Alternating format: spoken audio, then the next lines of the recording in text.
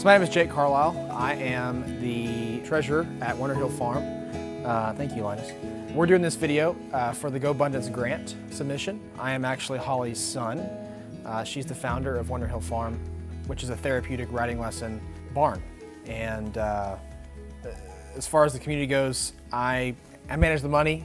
She can certainly expand on the community impact and why this matters. I'm Holly Carlisle. Welcome to Wonderhill Farm. We are a therapeutic riding barn located in Brenham, Texas. Actually, our address is Chapel Hill, but Washington County. We serve communities that have disabilities or mental health issues or just anybody who needs help regulating themselves. Horses are really good at doing that. Our community supports the schools.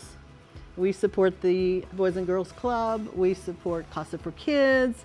We have riding lessons. We have therapeutic riding lessons. We have counseling sessions with horses. We have a veterans program that helps with PTSD, where the veterans ride the horses. We have an Eagle's Wings counseling session with horses if you wanted to try that. We have I Am Worthy, which we use for the middle schools, and we have a literacy program for the schools that we go in and teach about horses. I think what we do is important mainly because it's a different approach to traditional therapy, right? I think people think equine therapy and that, maybe equine says horse, but equine therapy, what does that mean? Well, I think really and truly it means you come here and you make a connection with a horse, right? And they have a connection with you. They can read you really well. They can read you better than most people can read you.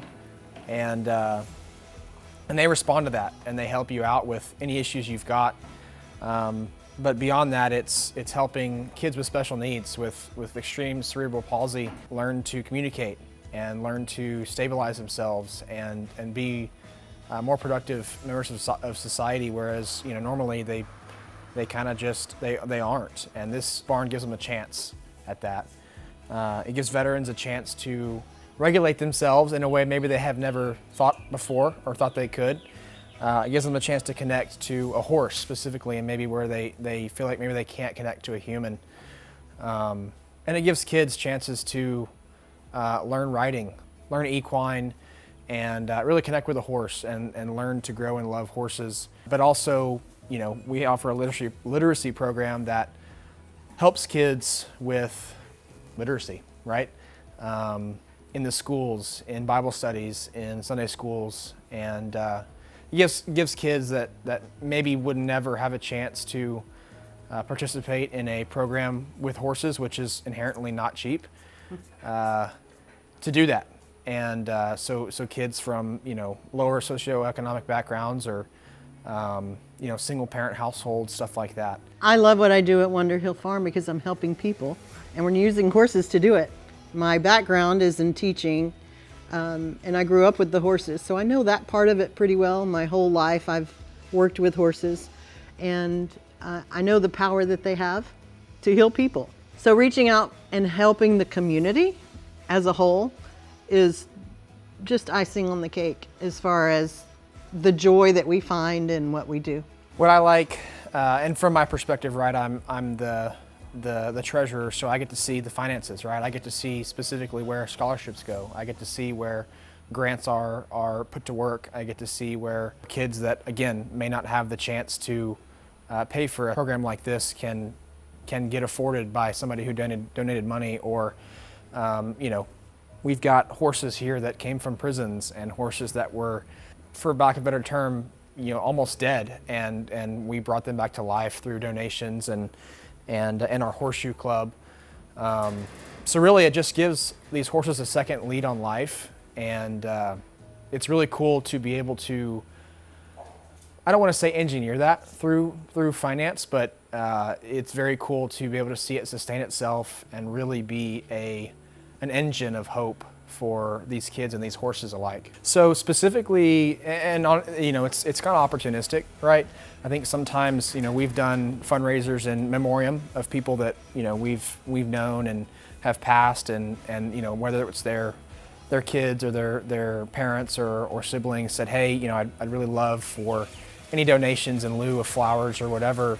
to be donated to Wonderhill Farm, and those funds go directly to kids and adults, right, who may not otherwise be able to afford that. And it just gives everybody an opportunity to share in it, you know, at the expense of someone else, right? You can create something good out of a sad situation. And otherwise, you know, maybe somebody wants to come in and specifically contribute towards kids or adults that, like I said, can't pay for it. We will set up a scholarship fund specifically for that and choose kids and adults that need it. We really do love giving back to the community, and specifically through scholarships, it's an opportunistic opportunity to give back to kids, parents, adults, veterans alike that may not be able to do it otherwise. We build trust to our community, I think, by consistency, right? I think showing up day after day, week after week, month after month, year after year, really shows that we're invested in the community, whether it be through events, through scholarships, through donations put on by us, right? We don't just raise money here. We don't just only do our thing. We attend other nonprofit events. We donate to other nonprofit events, and we invest in this community specifically. But really and truly, I think consistency and showing up matters, because if you're asking people to, sorry, Linus, if you're asking people to show up and donate money and give you money that they've worked for, or businesses that, you know, could use that money otherwise, you know, it really matters where that money goes, and it really matters that you show up the next year, and then the year after that, and the year after that, because otherwise the investment was foolish, right? And so keeping good on that promise that we make is very important to me. So my inspiration to start Wonderhill Farm as a founder came from Virginia Elder. And I worked for her for over 23 years, and she taught me a lot about the horse industry and about how to rehab horses and how to create and take care of older horses, and how to find horses' second and third careers, which is a portion of what we do here. So we find horses that have already served, have already been therapy for other people throughout their careers, and we're giving them new hope, new purpose. And we need horses that have wisdom, that have already the training. They may have something wrong with them, but as long as we can work through that issue, we can give them a whole new purpose in life. My average age here is 26 years old. Our horses have special needs. We do have like a hospice type of situation going on at all times. But when they come here, they stay here. And that was one of the things that Virginia Elder taught me, how to support these old horses and how to give them a second chance in life. And I learned all the rehab stuff from her and the 23 years that I worked there. She also taught me how to help people work through their issues. So it's a whole nother part of the therapeutic part, the counseling part, the mental health part of the horse relationship with the people, and how, if you're near one, your heart changes, the way you think changes, you're able to regulate, and you're able to think differently about things. So when we were together brushing a horse, she would talk about her son who died. We'd go to lunch without a horse and she'd clam up and wouldn't talk about that. She was a whole different person with a horse than without a horse. And so it took me 23 years to figure this out, not completely, but this is why we do the mental health part of it, because I could see how horses help. And she was the perfect example of that. How I see Wonderhill Farm growing over time is really being even more self-sustainable than it is.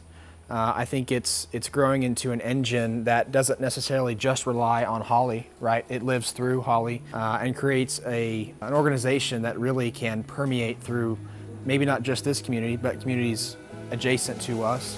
That may not look like explosive growth or massive grants, but it does look like I said, consistently showing up for your people and the people you support and that support you. Just over time, growing at a clip that people can really gain trust and know that we'll be here.